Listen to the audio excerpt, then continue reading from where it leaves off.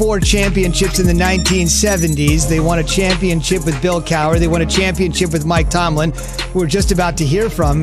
It is notable one of the legendary squads in NFL history is now at an unprecedented point in its history at 8-0 for the first time ever. Keyshawn J. Will Zubin presented by Progressive Insurance. Our man Bart Scott in for Key. Hopefully we'll have Key back tomorrow. It's like 2 days here for Bart. I thought they eliminated those. You got this radio show and your own radio show in New York coming up later today. Hey, the more you can do. That's all you got to say. Bart chill, Bart cool. I got no life, man. I got no life, bro. It's all good, man. So that means be ready for tomorrow, too, Justin. You put it out. You got no life, so you got no excuse to tell us you can't be here tomorrow. Hey, Key, put that ace bandage on there, man. Put the foot up, man. It's all good. I got you, bro. Key gonna come back in the studio like Paul Pierce in the wheelchair. Just laid out with T.O. glasses on. Footprints. And speaking of, the footprints to the Steelers right now lead to a path of COVID. What else is new? Ben Roethlisberger among 4 Pittsburgh Steelers placed on the team's COVID Reserve 19 list yesterday. And we should mention here the couple of the other guys. I always like to mention who some of these guys are because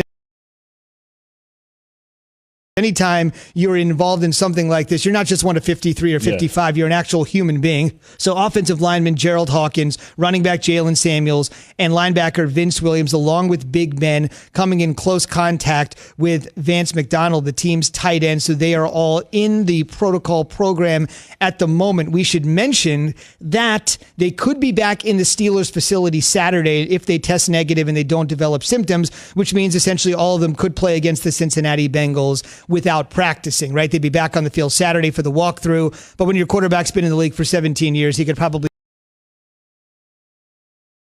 miss a divisional game against an opponent like Cincinnati he's played a million times. It's time for Straight Talk, brought to you by Straight Talk Wireless. Straight to Mike Tomlin with the very latest on those 4 I just mentioned. It is our desire to participate wholly in the procedure. Those guys will be working remotely throughout the week and testing daily. As long as their tests come back negative, we believe that all 4 guys have an opportunity to be made available to us on Saturday. Some of the guys have more experience than others, and so we'll lean on that experience. Guys like Ben and Vince Williams, man, have an opportunity to suit up and play for us this weekend, and they'll simply work remotely and sharpen their sword in that way. So what do you think about that, fella? Sharpen their sword, big coaching cliche. Obviously here, if this game for whatever reason were to not be played, and remember, games have been moved around the NFL schedule. They've been postponed. They've been moved a day here, a day there, but no game has actually been canceled at this point. So that's important to keep in mind. But it could happen at any point, which is why the NFL is thinking about expanding the playoff field. So, Jay, to your point, the Steelers are on track they're trying to go 16-0. But if this game doesn't happen and they go 15-0 and another team goes 15-1 and suddenly we're not playing the same amount of games, what do you think about that? And what do you think about a team that could be on the doorstep of history at 16-0 but might not get the chance to get there? Well, if hypothetically, if that scenario were to occur and they become 15-0, people can't remember what they did yesterday. You think people are going to remember the fact that Pittsburgh didn't play the Cincinnati Bengals, a team that is last in their division? They're 2-5. I love seeing the Bengals play. I love Joe Burrow. I think what they have is something special there for the future. But if they were to miss one game, or even 2 games, considering their next opponents are the Bengals and then the Jaguars. Now, we're talking about the Ravens. Now, that game, the week 12, the Ravens, if it was that game, a game that it was a fight for them to get through in the first place, their first matchup, then I think that will become a big issue. We will be talking about it.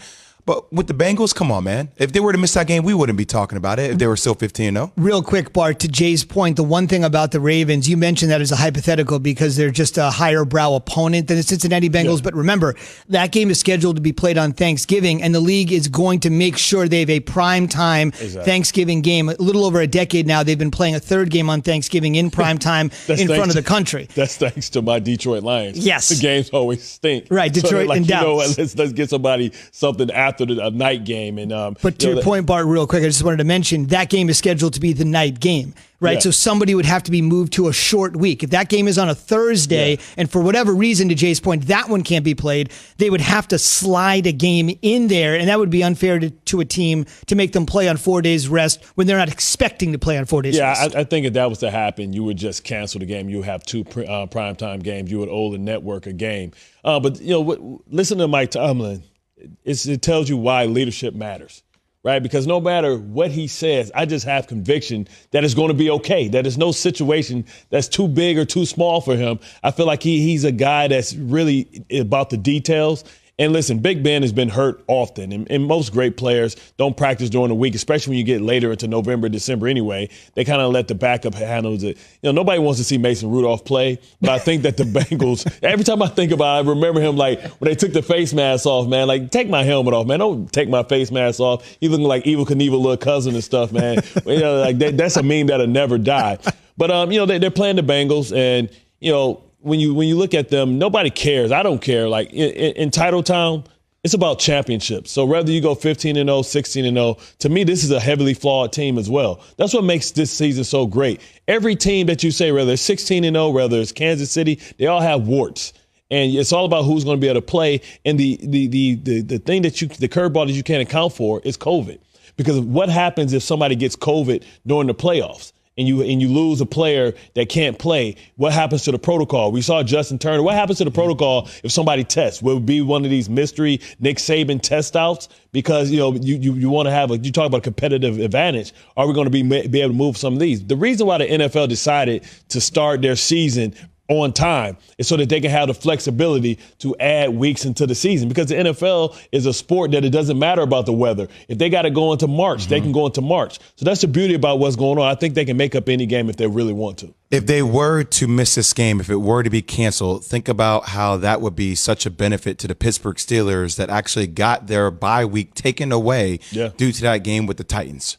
Indeed. Right. So this might be the rest. If it did happen, this might be the rest that Big Ben, a guy who is injury prone, might need in order to help them get through to a longer season. Fair enough. Straight Talk Wireless, no contract, no compromise. Our NFL insider, Jeremy Fowler, with much more inside the Steelers organization, how they're handling the week. He knows the organization well. Plus, the Cowboys and what they might do with their high draft pick. He's on the way on the Shell Pennzoil Performance Line in 15 minutes.